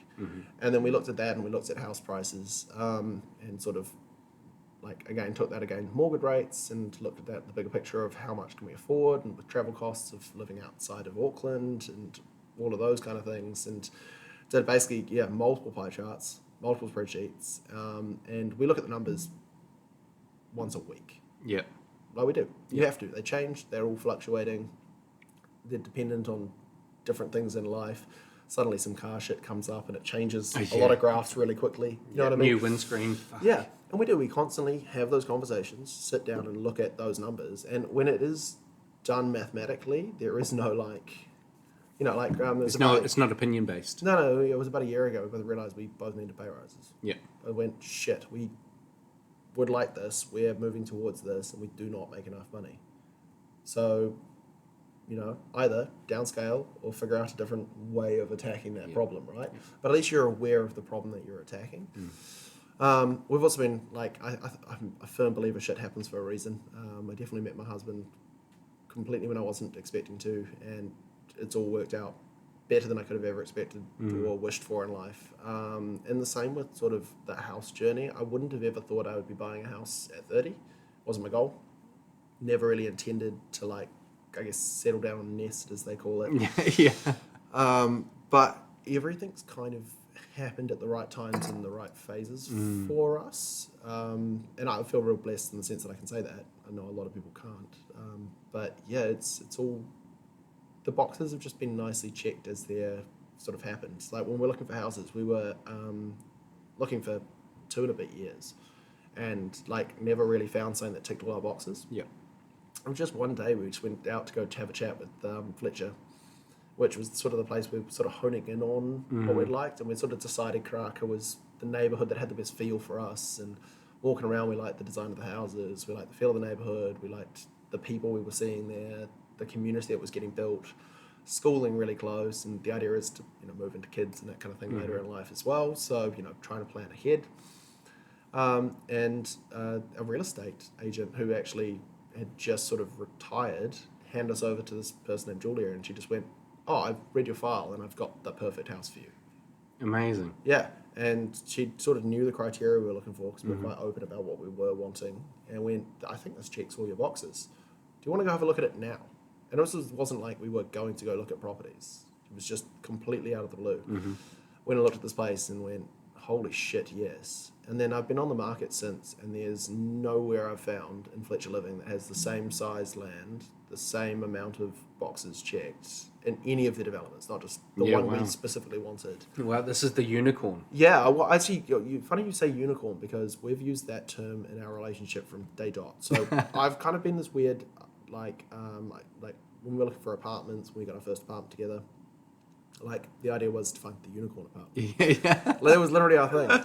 And like I've got a weird knack for being quite lucky. Yeah. And timing for me tends to check out quite nicely, and it just worked. Things fall into place. Well, on that day especially did. Sometimes it doesn't as well. Like, I mean, I definitely am a human who makes a tremendous amount of fuck-ups. But, like, on a few really specific moments in my life, I've felt extremely blessed in the sense where things have fallen into place really nicely. And I felt like people have thought about me at the right times, if that makes sense. Yeah. So... yeah, no, like it really did fall into place. But if I was to give any financial advice to young people in hospitality, get KiwiSaver. It's number one. Put 10%. 10%. That was my next question. Nah, 100%. Because you know what? You'll first couple of weeks really feel that you have less money. Yeah. And then you'll forget about it. Yeah. And you'll just realize you only earn X amount. Yeah. And I can tell you, I've lived on like fuck all in my life before, like genuinely fuck all. Look at us all live through COVID. Yeah. $500 and something a week. We all made that shit work, right? Yeah. We paid our rents and still lived, and still drank too much. Yeah. So you can live to such a small denomination of money when you're used to it. You just make it work. Yeah. You don't go out. Life finds a way. 100%. But your savings keep growing. And it's an investment fund, right? So it's exponentially growing. So the more you put in, the more you're going to gain from it. And I say this I've been in KiwiSaver for since I was in my first job, actually. So yeah, 13 years now. And like, if I'd not made those steps, I wouldn't have the ability to buy a house now. And man, what's 4 beers a week? Yeah, exactly. You know what I mean? Pittance. It's nothing. You won't even remember it. Yeah. Literally 10 years down the line when you're buying a house, those 4 beers, you'll be like, fuck, I'm glad I didn't have them. Yeah. In fact, actually better for my waistline. Better for my health. Like, it's true. And so, like, that'd probably be the biggest thing that I would recommend to people. Invest in yourself, and it's such an easy passive investment. You don't have to do anything for it. It just does exponentially grow towards yourself. I guess the other thing I would say is don't rush into anything. Like, we've been looking for a long time. Find the unicorn place. Yeah. Genuinely. Talk to a lot of people. Take time. I think the fact that me and my husband had been up to Karaka probably at that point 60 times without even, you laugh, we've been up probably about 300 at this point. Like the neighborhood was expecting you to move in. Yeah, tenacity, man. Like if you're consistently in people's faces, they remember you. Yep. And if you're consistently saying the same message, hey, we're looking for this, we're just here to have another look at these places, there's nothing wrong with looking. These people are there to show you places. Yeah. These people are here to try sell you something. Yeah. You don't have to go, yes, we want that.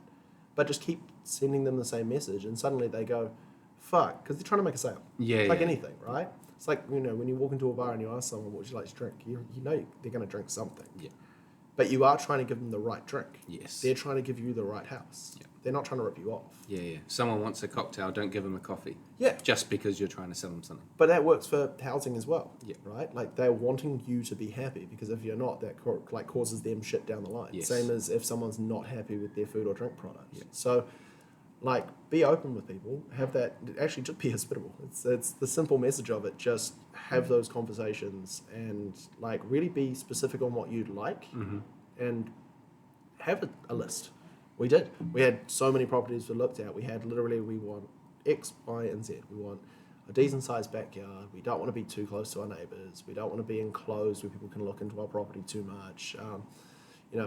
We'd love to have Chan the Taint Sunday. That's got to remain a staple, you know. Yeah, You can't have the neighbours peering in over the backyard and being like, "What's going on over here?"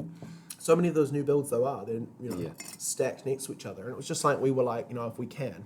And actually, ironically, me and my husband had this idea that we were never going to tick every box. Yeah.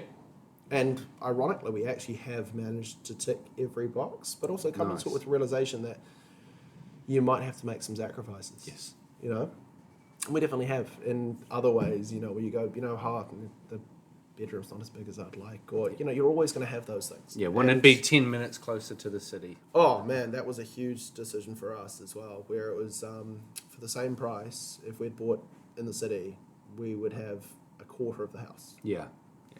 But, honestly, at the end of the day, let's do a good podcast like this.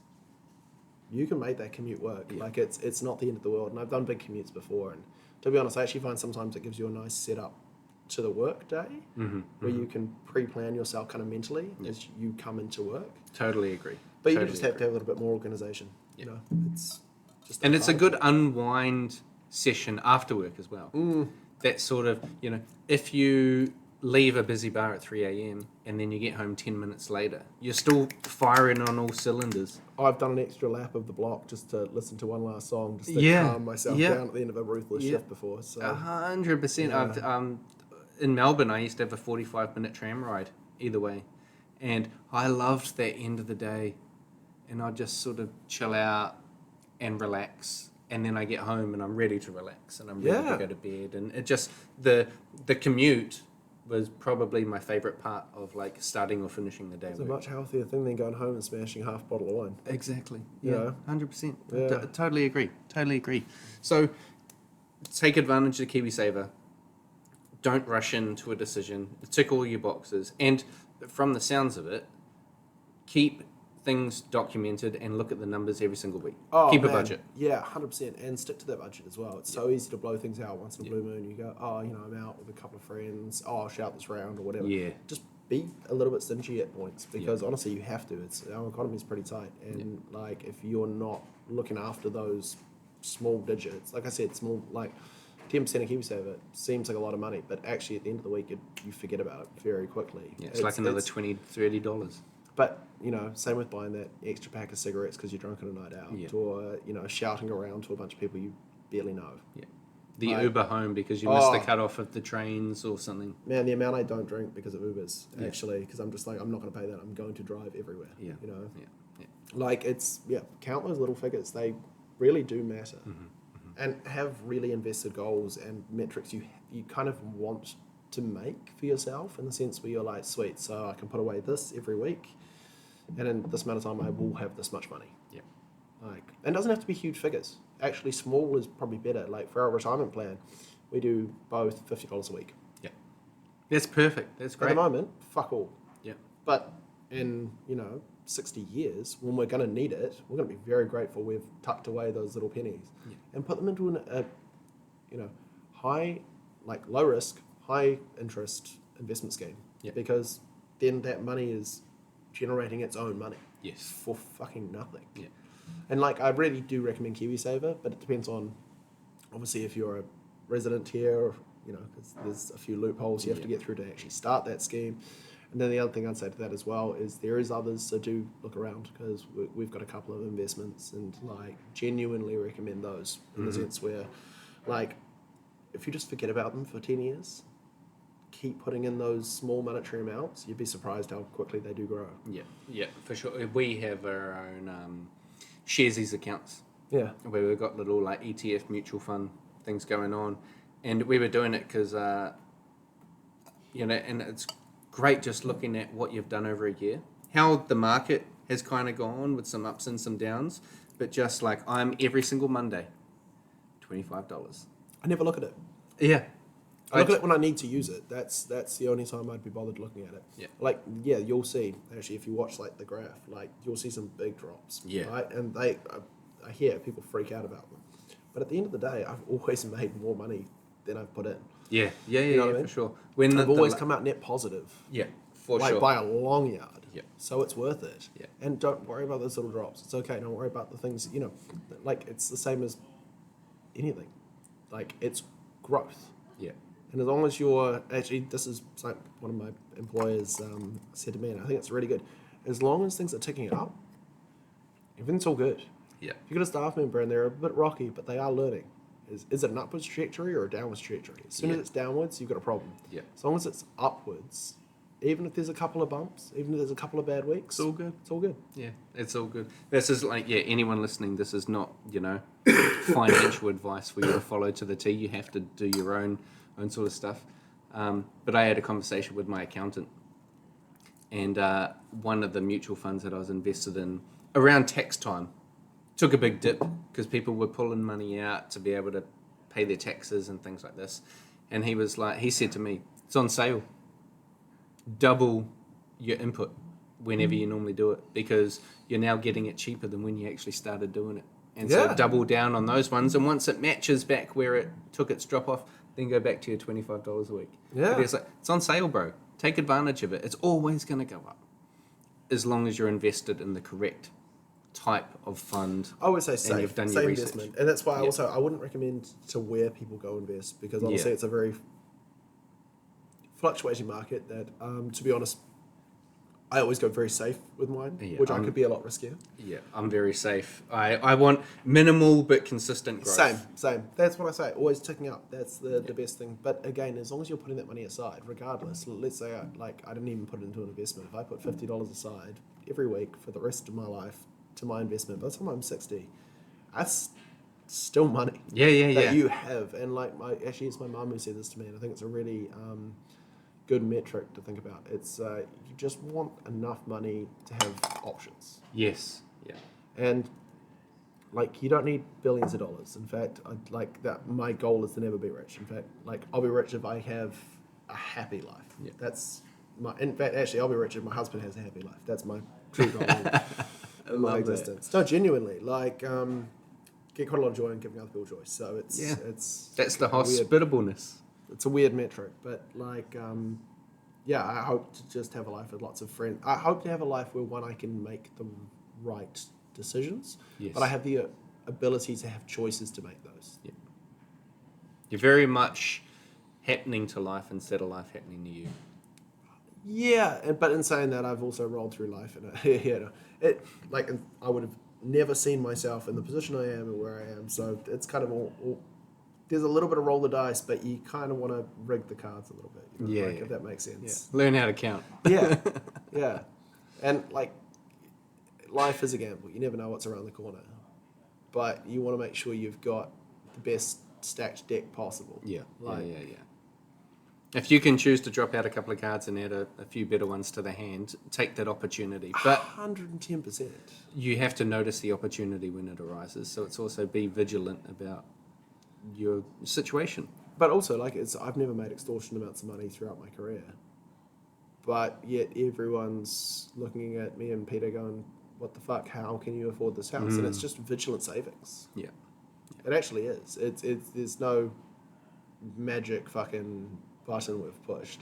We've both worked probably too much, and but again, it's just been healthy habits, consistent healthy habits that have probably pushed us towards actually being able to do this. Yeah, for sure. Have you ever heard of Dave Ramsey? No. Oh, mate, you seriously, from this conversation we've had about finances, you'd love him. I drive my staff to work every morning. So every morning at 8 a.m. is pick up, and every night at 6 p.m. is drop off. And so me and I got two guys that are full time with me. Our drive to and from work, we listen to this dude Dave Ramsey on his podcast, The Ramsey Show, and he's in his 60s. He went bankrupt when he was in his 20s, and now he is slow, steady. Yeah, go for it. We're coming sort of to the end, but please go for gold. He's just slow, steady mutual fund investment business owner, and very easy to listen to, very common sense to anyone out there that does decide to listen to him. He's also very religious, and that is totally up to you if you want to take the religion side of it on board or throw it away. I'm not very religious, so I kind of throw it away, but the money advice that he gives is really, really sensible and smart. And yeah, he's just slow and steady. Common sense, don't go into debt, save little bits, and talks. He has done the largest study of self-made millionaires that's ever done. And they've got something like 10,500 people that he's personally spoken to that have become millionaires. And then they do all the statistics. How many people have become millionaires through inheritance and how many have just done it because they've saved. And then they've broken it down into what career most millionaires have. And in the top 5, it's like accountant, teacher, engineer, doctor and lawyer are not in the top 5. I can't remember the other 2. But teacher was a surprising one.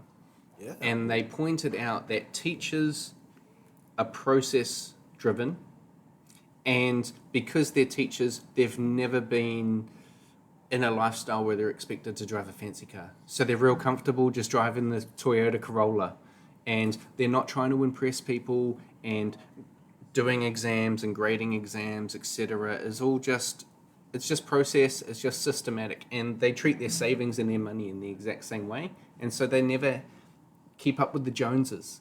They're comfortable just living their life. They're not aspiring to be billionaires and be all over YouTube and everything like that.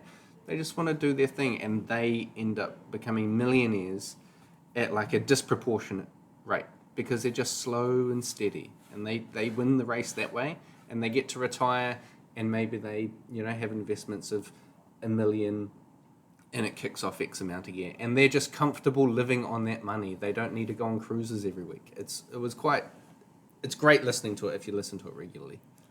That's actually, it's so fundamentally though important though, where I think so many people have this grandiose idea of like, I'm going to break the world, you know what I mean? Like, be above and beyond, be excellent. Yeah. It's like, who do you know who is? Let's take Elon Musk, right? The richest man in the world, right? How many people fucking hate that dude? Yeah. And who actually knows him? Legitimately, and how happy do you think he is? How healthy, happy, and like genuinely good relationship with family, kids, like friends, do you think that man actually has? Yeah.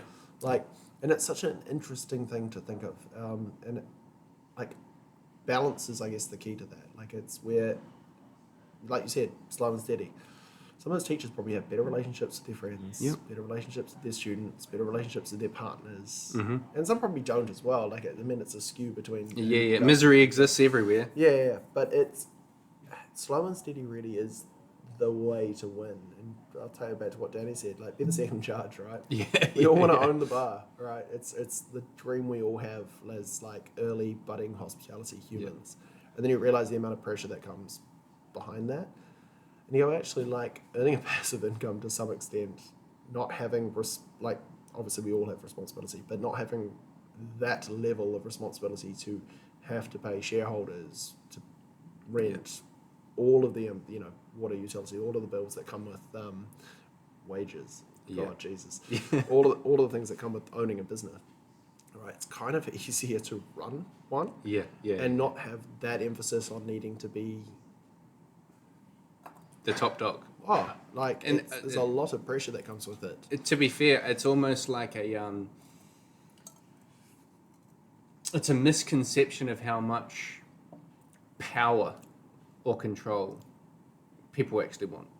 People want to be at the top because they want to be in control of stuff, and there's an old line that's ultimate power corrupts ultimately.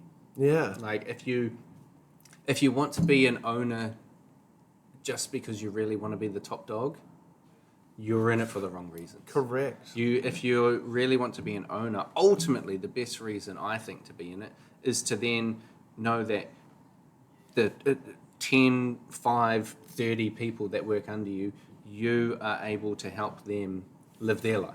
You're there to make sure there's enough money in the business that all of those people get to live. Well sustained, yeah. That's being a leader as opposed to a boss, and that is being selfless instead of selfish, because you're not only thinking about the ultimate. I I'm in couldn't agree charge. more. you Yeah, know? yeah. And again, actually, to be honest, you can't fundamentally make people work the way that everyone, like, for example, you're like, well, I'd like service to be X, Y, and Z. Yeah. It's never going to be that. Humans are humans. Yeah. Like, every single person I've ever hired is so unique, Yeah. so different, have their own, like, amazing attributes. They've got their own weird flaws. They've got their own, like, personality quirks. They've got their own odd sense of humor. Like, we're so built up with these multiple bricks, right? And, like, so you go, okay, service is this. And then you could even clone me, let's say, and then put them towards customer. And that customer's built in this own set of weird bricks, which is a completely different vibe to what everything else you've associated to training your staff members. Yeah. So, like, there is no metric between the two. It is just an oddball throw at the shit, right? Yeah. Like, and you hope you give people the right. What I would say, you hope you give people the right tools. And if you're like fundamentally teaching people, okay, treat people well, treat people politely, treat people with respect. That's like the basis, right? Know your products, know your sequence of service, and when all of that goes to the fucking wind, try your best. Yeah. Literally. Wing Because it. sometimes, like, when we've got training documents, sequence service, we do training inside of our, venue. And, man, sometimes even I get a customer where I'm like, you don't fit any of these demographics whatsoever. Let's just see what Have happens. at it. Yeah. Yeah. And often they're the funnest people to serve. Yeah. Like, it doesn't fit any metric of, let's start with desserts. Okay, cool. Yeah. Just something a little bit odd, a little curveball, and it keeps you on your toes. It does, and I love it. Like, it's genuinely interesting. But then again, you give them a weird server and let's watch the chaos happen. Like, it's But they might have the best night of their lives because that's the perfect metric for them. Yeah, right? yeah. And I always say as well, like, no matter how versed you are in this industry, you might not be the perfect serve for that customer. Yeah. I've got so many different styles of staff, and that is because we get so many different styles of customers. Yeah. Someone might relate better to, like, the overly friendly, super charismatic, overly chatty person who wants to come to the table. Yeah. Someone actually just wants you to shut the fuck up, give them their bottle of wine, and they're actually here because they've had a hard day and they're just here to unwind with their wife. Yeah. Yeah. Yeah. I don't want you to give them the whole spiel on the market fish and the seasonal greens and the what's in and what's on the charcuterie board. We just want this and this, and we'd like you to fuck off. Yeah. And it's not rude of them. No, it's They're there just for that experience. Yep. Yeah, and you read the room. You read the people that are there for that experience and what all of your different customers are looking for, and you just cater to that. Yeah, and that's also why you want to have a demographic of different waiters who work for you, because if it's all super clinical, you really limit the realm of people that you can look after. I think that the beautiful thing about this is, like, hospitality is petri dish, right? Like, it's not clinical. Yeah. It's so many different environments, so many different people, so many different personalities, and we do somewhat harmoniously mesh together. Yeah. And ironically, there's actually not too many issues in New Zealand. No, I we don't ever think face. it's quite a tight knit crew. Yeah. Like, it's the amount of people that I speak to on a weekly basis that are. Speaking of which, you hi know, Janice. just- I'll talk to you later. Okay. Ciao. It's a little mixing pot of It different is. people and experience and cultures and beliefs, and one thing that I've always really liked about hospitality is how accepting everyone is of those different types of aspects of people. It's never felt like you have to be pigeonholed into something. Everyone's very accepted, whether you're straight or gay, whether you studied cinematography or you studied accounting or marketing and all of these different things. Everyone's just like, oh, that's great. Tell me about it. Yeah. As opposed to, I have been in an office building where everyone there has studied marketing. And if you studied accounting, you were like, oh, well, they're the numbers people. And it's like, why can't you hang out? and be friends with each other? Why does the marketing team only hang out with the marketing team, you know? Actually, it's one of the things I love about Little Jimmy's. Like, I find a lot of places have that divide between kitchen and front of house. Yes. And we really don't. Like, I genuinely, my head chef's, she's wicked. Her name's Brie. I call her my work wife because I see her more than my husband. And man, she's an absolute beast. Does the same amount of hours as me, which is like close to 65, 70 a week, which she's a trooper. Never complains about it. She's the person who is there to listen. She's the person who like is very candid with me. Like if there's an issue, we talk about it straight away. Like there's no ego. There's no like never feelings that ever hurt. You know, like oh well, your team fucked up on X, Y, and Z. You know, like and like we can just talk like that, and it's not like your team fucked up. It's we need to improve on X, Y, and Z. And vice versa. She's very candid when it comes to front of house making mistakes. In the night, we sit down for it's only about a 2-minute chat every night, but it's just issues and resolutions. That's all we care about, and like we consistently have those conversations. But man, knows me really well. So like vice versa, like we've had a big turnover in the kitchen, which has been quite rough for her, and we had previously a really big turnover in front of house, which is like rough for me in the sense where you got to hire, train, go through that whole rigmarole. But she's a really nice like supporting force to that. But yeah, like you're saying, it's very interesting, like the personality tropes you meet, and like very nice support mechanism to making the business operate very smoothly. So yeah, we're all we're all in it together. Yeah, man. But it one even comes down to companies like yours, where it's like supplier of ice. Something we're quite recently doing, but it's like little things that just take a levy off. We're making our own. Yeah. So it just takes a levy off of the things we have to do. And actually, I mean, if you take into the hours it takes to make ice in the quality that you're making, actually you're saving us a fortune. Genuinely. I totally agree. When I first discovered pre-cut clear ice, I was running a restaurant in Melbourne, and we were making it ourselves, and I did the math. It was costing us anywhere between $2.50 and $3 a cube, based on the staff member that was producing it, and sizes and everything was slightly inconsistent. I could buy it in for $1 a piece. I was like, this is a no-brainer. Now I can just massively save wages, or I can actually have those staff do something way more interesting and fun that they enjoy rather than cutting fucking ice. Man, also it's such a labour-intensive fucking terrible job to do. Like it's fun the first 3 or 4 times you do it. It really is, and then it just becomes.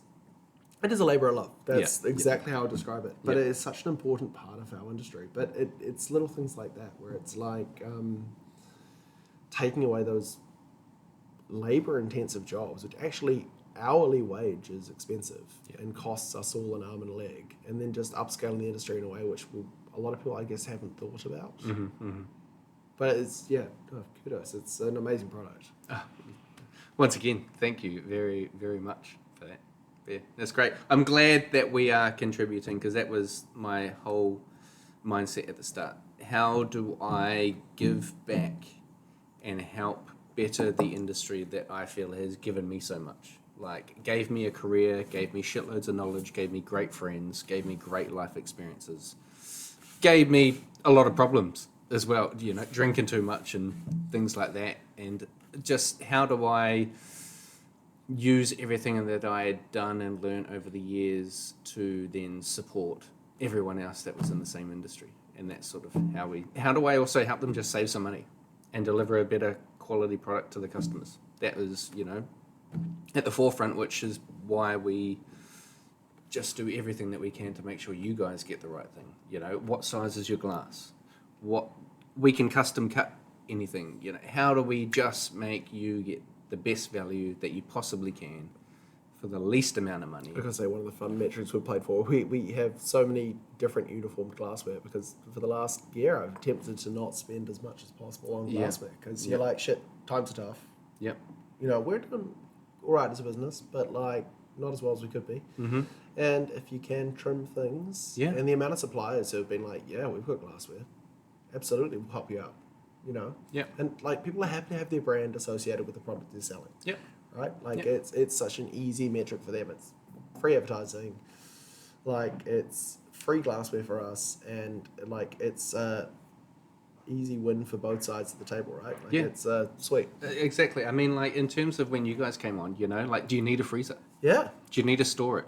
You get the benefit of essentially a free freezer, and we get the benefit that our branding's on the freezer. The freezer is amazing, like, genuinely. And also, again, we have no problem with branding. Our entire back bar is covered in brands, right? Yeah, like, exactly. It's already that. There's everything. I think of the freezer as just another bottle on the back bar. You're like, completely I'm correct. looking here, I can see Springbank and, Mictors and things like that. Like, we're just one of those little labels. You have no idea how many customers are like, oh, I really like this, like, clear cube for our whiskey. Where do you buy these from? I'm just like, it's in the fridge. Yeah. Literally. Keep it simple. The one I got out of is, and if you'd like to, I'm sure they do deliver, but I don't think necessarily for private. No, we'll do it. Yeah. I've said it's on the fridge. Look them up. Anyone that orders, we'll deliver it to them. And 9 times out of 10, it'll be me personally delivering it to them. So, like, we do a lot of residential. I love that. Like, we'll get it to whoever wants it. We'll get it to you. Like, if you see value in our product and you want it, we'll make sure it's in your freezer. Yeah. That's just simple. Keep it simple. That's it. You want it, we'll give it to you. And even like at the moment, we do a lot of work with any bartenders that are doing competitions. Yep. You're doing a competition, we'll give you free ice. 100%. Like, we actually hand cut some diamond pieces. Oh, that's cool. For someone up in Ponsonby that's entering a competition.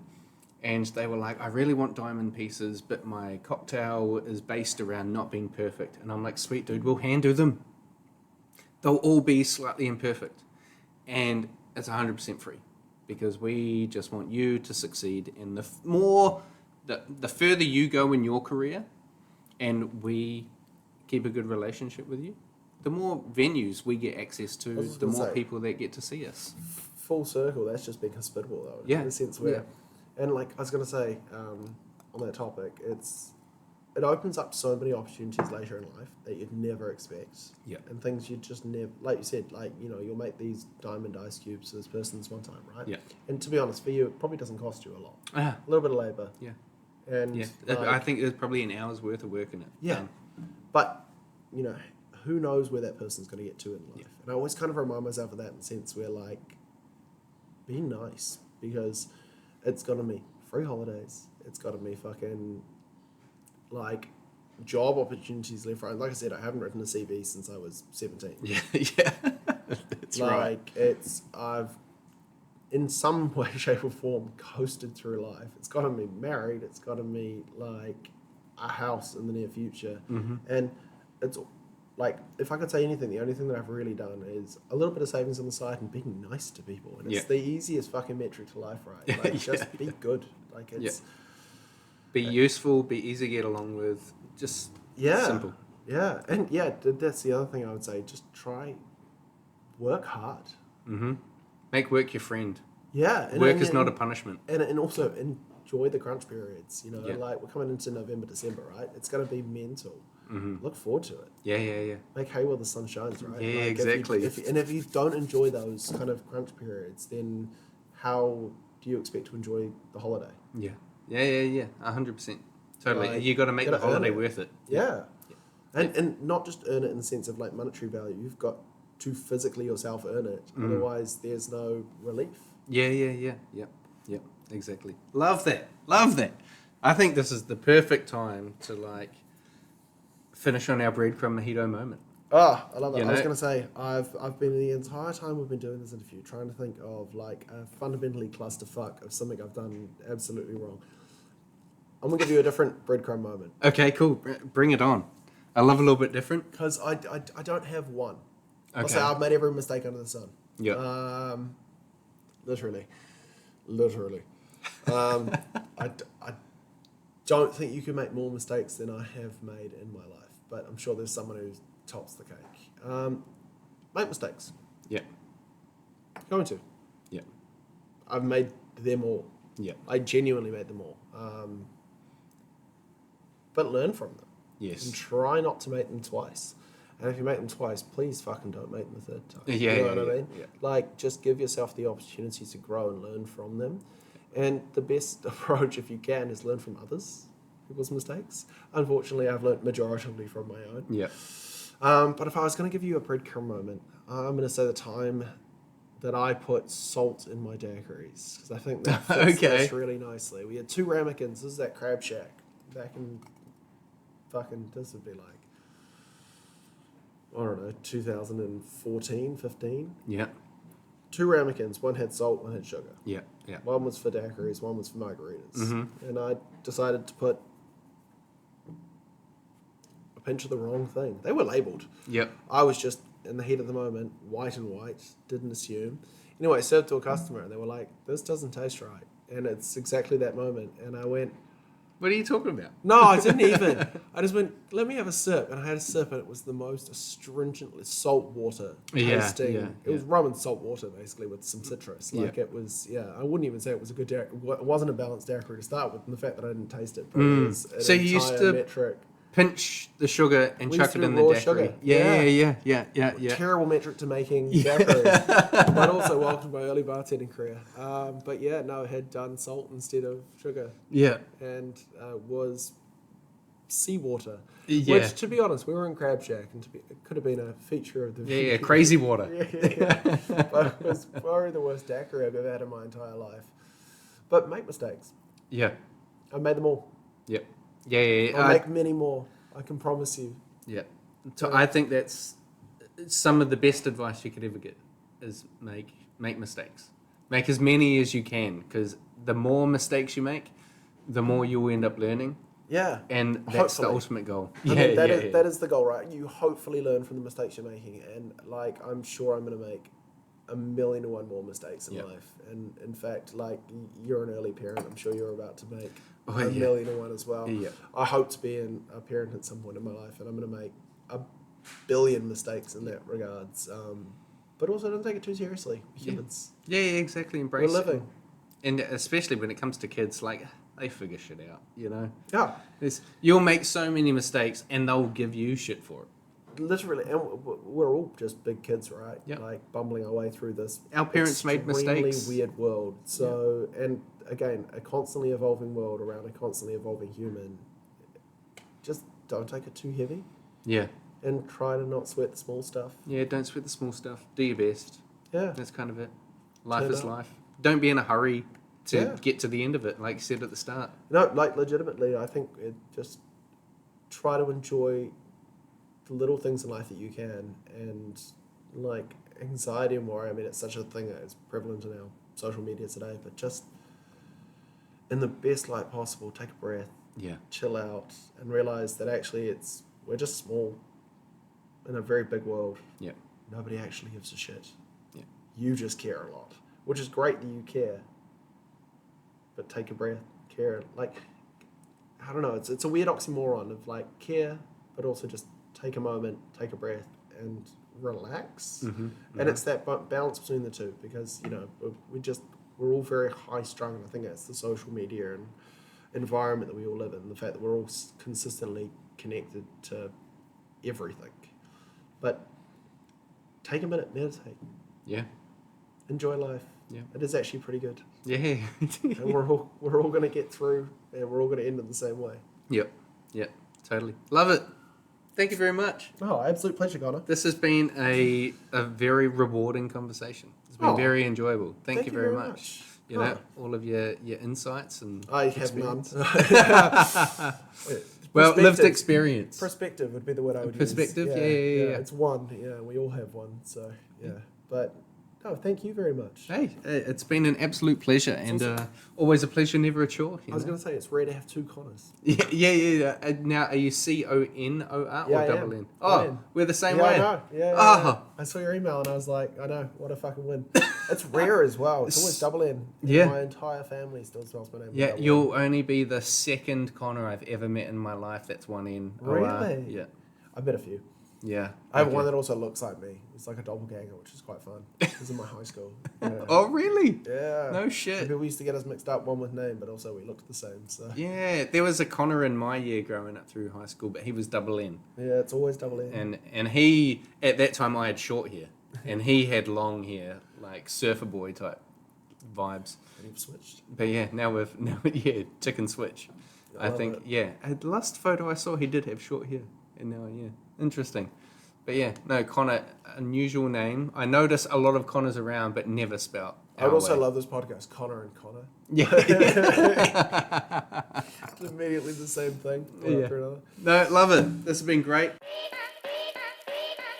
That's it for this week's episode of the Breadcrumb Mojito podcast. Follow us on Spotify, YouTube, Instagram and TikTok at the Breadcrumb Mojito podcast and look out for next week's episode.